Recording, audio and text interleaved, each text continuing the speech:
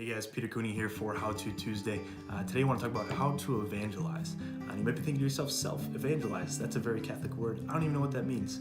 That's totally fine. We're going to talk about what evangelization is, why it's important, and then how to evangelize.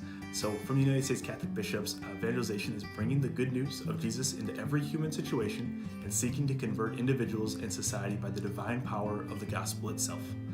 A little long definition, so we're going to read it one more time. So evangelization is bringing the good news of Jesus into every human situation and seeking to convert individuals and society by the divine power of the gospel itself. So why is this important? Well, it's important because evangelization is bringing the beautiful faith that we've been given in our baptism and sharing it with the people around us. So we've been given this beautiful gift and we just can't keep that for ourselves. We're being called to share that with everybody around us. So how do we start to do this? How do we start to evangelize? It might be a little bit uncomfortable, right, to have some of these conversations. So how do we even begin to hop into this? And so Bishop Robert Barron has a great quote of what evangelization is and maybe how to start to do that. And he said, the most effective way to evangelize is to share the contagious joy of being a friend of Jesus Christ. To share the contagious joy. What a great way to say that and really to summarize what that is and what that looks like. And so we're able to do this through three qualities of the church, which is beauty, goodness, and truth.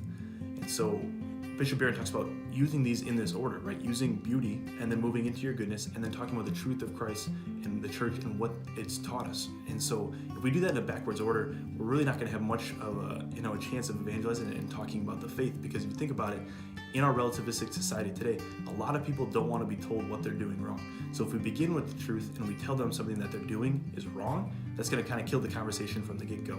But if we talk about the beauty of the church and of Christ and what he's done for us, that's a whole different conversation, and that has brought in the beauty of that then you can continue to move forward and have more conversations and really dive into what the truth of what he taught us is.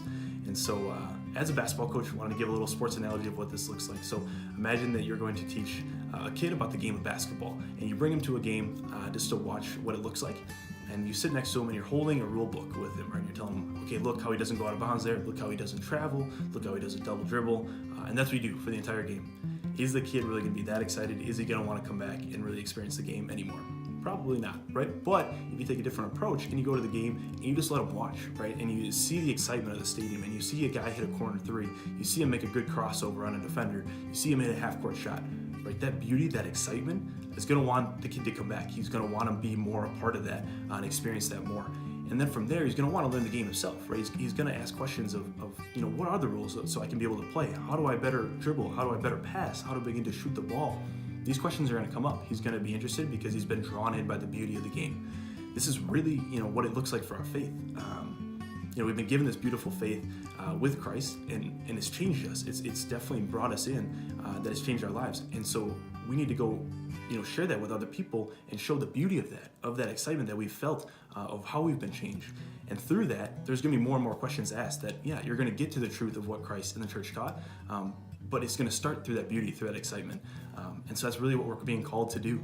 And so we're being called to evangelize for the faith and really just have those conversations and starting with that beauty and eventually getting to that truth. So hope you guys learned something today on this How to Evangelize. Hope you guys can join us for another How To Tuesday. Thanks, guys.